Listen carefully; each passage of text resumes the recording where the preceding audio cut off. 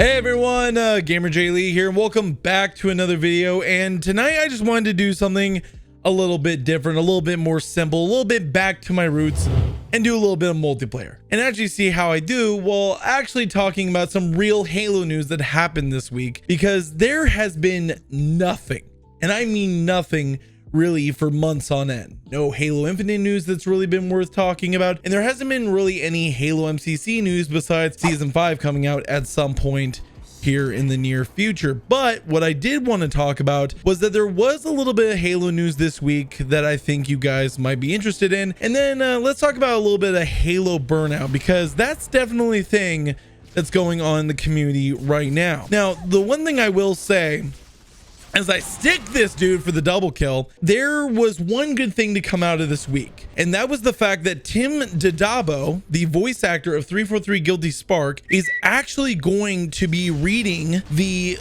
audiobook version of me get my ass capped. He will be reading the audiobook version of the newest Halo novel, which is called Point of Light, which actually has to do a little bit with his character 343 Guilty Spark, which, for those of you who don't know, 343 Guilty Spark actually survived the events of Halo 3 and went on to actually get off the Ark and actually take control of a UNSC vehicle with a beautiful triple kill. I'm sure that he got many more kills than that, but that's just me. It's actually kind of cool to see a voice actor that's so iconic do something like this. And I remember when the last Halo novel came out, everyone was super excited when we got that sample of Steve Downes reading the last Halo novel that came out. This one actually has me interested because this story is all about Ryan Forge, who is the daughter of Sergeant Forge and is by far one of the most interesting characters to come out of the expanded universe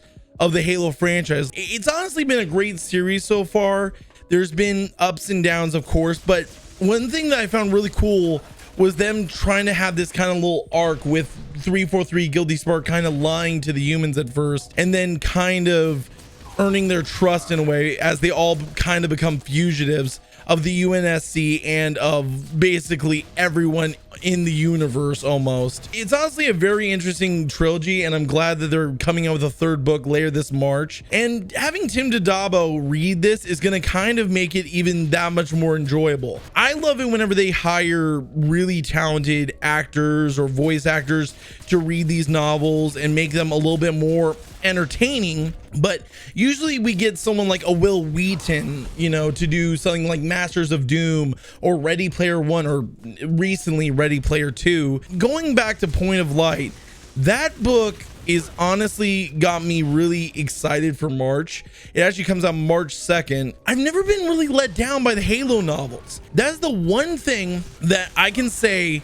343, or at least the expanded universe side that's been done by Microsoft and who they've hired as authors for these books, have done an excellent job of, is the expanded universe. The expanded universe has been very consistent and honestly one of the more enjoyable things to come out over the past 10 years that 343 has been in charge of Halo. The novels are by far the most satisfying and reassuring thing that there is at least someone or something that has some sense of what the Halo universe is supposed to be. But beyond that, we actually have a few little nitpicky things with MCC recently. As you can see, Recon Slayer is now back in the playlist rotation, as well as Halo Reach Hardcore. So that is back in the ranked playlist position, and a lot of people are excited but also disappointed to see these back. Last time we had Recon Slayer on the MCC was when it was a ranked playlist and you had the chance to earn the wonderful Avalanche skin, which unfortunately, by the way, 23 kills, pretty impressive, which unfortunately not many people got because, one, the matchmaking in MCC is still completely trash. In my opinion, it's still a complete clusterfuck that doesn't pair people properly. A lot of people complain that it was too hard or too difficult. No, they didn't make it too hard. 25 is a reasonable answer to get to. Now, a lot of people would have preferred if it was 50 to get to make it a much more satisfying reward. I personally didn't hate the playlist. I had a lot of fun and a lot of, good times with a few of my viewers that actually played it with me. You can actually go check out that video in the top right corner and see what all we got to. I think the highest we got actually was like 15 or 20. I know that there's a lot of people that are upset that this playlist is back and it's not back in ranked positioning, or we're hoping it would be back in ranked positioning and that we would have a second chance at the Avalanche skin since ranks carry over. You never know if they'll ever do something like that, but we're gonna jump into our segment. But back on to what I was saying about the whole playlist updates. Already there's a little bit of a small problem. You see, they added a brand new version of the pit to the hardcore playlist. This one was another Forge one, but was actually pretty interesting from what a lot of people said, and had been pretty popular from what I had heard. Well, unfortunately, it didn't even take a day before it turns out there was a spawning issue that was basically causing players to not properly spawn and completely almost break the map. There was a lot of people complaining about this to Halo support, which is why within less than 24 hours, piss off, you pissant. Within less than 24 hours, the map was removed temporarily. Now, I've gotten conflicting reports from a few of my viewers that it is still in the social playlist, but just not in the team hardcore, which is confusing me. If the spawns are broken, wouldn't they also be broken in the social version and not just the competitive? But I've also gotten reports that it's still in competitive. This is something that I think a lot of people have talked about, is that there doesn't seem to be any kind of actual testing going on right now at 343 when it comes to these playlist updates. They're just throwing things out there, doing maybe 1 or 2 matches on a map or something, and then calling it good. I remember a couple weeks ago we had that Halo 3 Forged map where it was a lot of sandbox maps. Those were not very well done maps, and those had a ton of spawn issues, and I didn't see those getting removed from matchmaking at all. Is there really any real testing going on before these guys add something to a playlist or completely fuck up their whole ranked playlist? Because I guarantee you some people probably lost some of their ranks because of those matches. Could you imagine that your whole match, or you lose your rank or something due to the fact that a spawn glitch happened?